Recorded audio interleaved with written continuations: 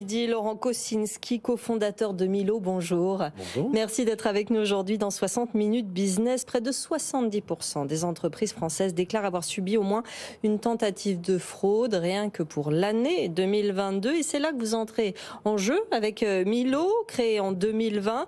Vous intervenez particulièrement sur la fraude à l'identité et aux documents. Expliquez-nous.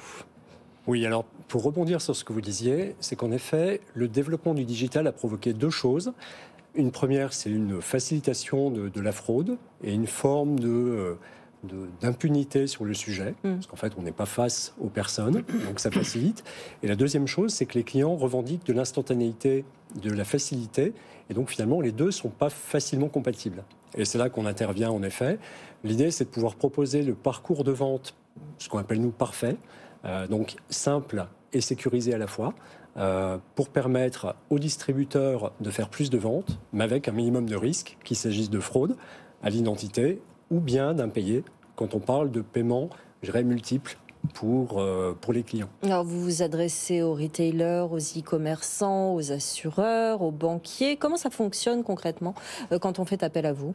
Alors quand on fait appel à nous, en fait on a une technologie qu'on met à disposition des entreprises et qui permet en fait deux choses. C'est de collecter en temps réel plus de 400 données sur un prospect, sur un client qui arrive, et qui permet en fait d'évaluer deux choses. Est-ce que c'est bien la personne qu'elle prétend être ? Et ensuite, est-ce que c'est quelqu'un qui va avoir un comportement solvable ? Et donc l'idée, c'est de pouvoir donner sa chance à chacun et de laisser de côté les fraudeurs pour éviter les pertes. Et d'où vous voulez tirer ces données ? Alors l'idée, c'est qu'on va récupérer ces données de différentes sources, aussi bien des traces que vous allez laisser sur Internet, sur les réseaux sociaux, de la manière dont vous allez utiliser vos outils, votre smartphone ou votre ordinateur, ou également des nouvelles technologies qui ont été permises par la réglementation, type DSP2, donc ce qu'on appelle communément l'open banking, qui est le moyen d'accéder au compte bancaire du client. Tout ça, évidemment, avec son consentement. Oui. Et évidemment RGPD compatible, donc on respecte la réglementation. Jean-Marc. Oui, en particulier les rapports avec la CNIL, je suppose que vous avez été agréé d'une façon ou d'une autre pour accéder à ces informations, ou est-ce que normalement on peut le faire comme ça sans... Alors, il y a ce que la technologie permet, oui. et ce qu'on fait... la loi permet, oui. Est-ce que la loi permet, tout à fait. Aujourd'hui, nos clients, vous l'avez dit, sont des grands groupes bancaires, d'assurance ou encore de distribution. Et évidemment, ils sont très sensibles à tous ces sujets de conformité, donc respect de la réglementation, RGPD, je dirais, comme chapeau. Et le deuxième sujet, c'est également la sécurité de ces données, parce que c'est pas tout de respecter la loi. Le tout, c'est aussi d'éviter tout ce qui est hacking et faire en sorte qu'on ait également une souveraineté des données. Donc l'ensemble des données sont traitées en France. Et ensuite, ce qu'on a fait pour répondre notamment aux problématiques de RGPD, c'est qu'en fait, on traite ces données à la volée. Et ensuite, chez nous, toutes les données nominatives sont supprimées instantanément. Vous servez de l'intelligence artificielle, on l'a dit, de l'open data également. Vous êtes nombreux sur ce secteur, sur ce créneau. Vous avez beaucoup de concurrence en France ? Alors en fait, il y a un certain nombre d'acteurs qui sont en particulier aux États-Unis, et pour lesquels la réglementation d'ailleurs est un peu une difficulté.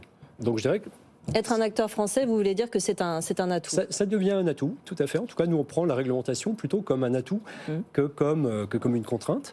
Et donc, il y a quelques acteurs étrangers, enfin, en tout cas, transatlantiques, quelques acteurs en Europe qui font ce genre de choses.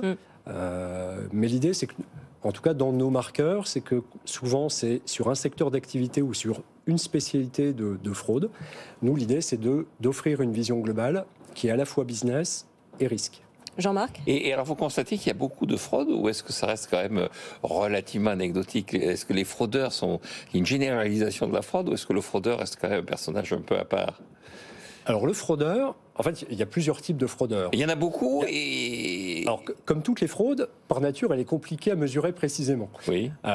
Pour autant, on va avoir du fraudeur que j'appelle du dimanche, c'est-à-dire celui qui se dit « j'ai l'opportunité de frauder ou de ne pas payer », et qui se dit « bon, finalement, si on ne me réclame pas, si on ne me court pas après, c'est bon, je vais m'en passer ». Et puis à côté de ça, vous avez des réseaux organisés qui ont des moyens de plus en plus importants, où parfois aujourd'hui, ça va jusqu'à racheter une entreprise inactive pour la réactiver, et ensuite faire une espèce de casse une sorte d'interface, de marché. Oui, tout à fait. En fait, il crée une légende d'une entreprise réelle et avec laquelle ils vont aller récupérer des voitures, souvent premium, du matériel industriel qui ensuite va être dispersé aux quatre coins du monde.